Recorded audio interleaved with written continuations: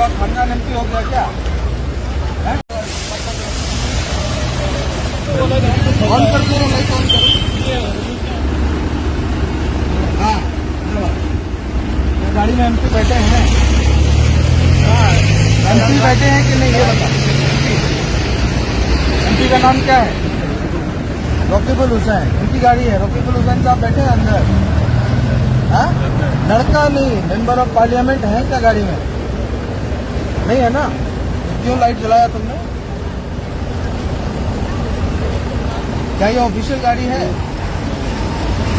समझ नहीं आया। अभी तो जला हुआ देखा हमने भाई, इसलिए तो रोका है। गलती से नहीं लग गया। आप लोग रोड पे अपने आप को बहुत बड़ा शौक समझते हैं। एमपी का पूरा खानदान एमपी हो गया क्या? है? अगर मेंबर ऑफ पार्लियामेंट गाड़ी में होते तो अलग बात, वो तो नहीं है गाड़ी में, फिर तो आप मिसयूज कर रहे हैं, तो हम आपका चलान काटेंगे। ठीक है, सीज करो, कल थाना में आके सीजन लेके जाना है।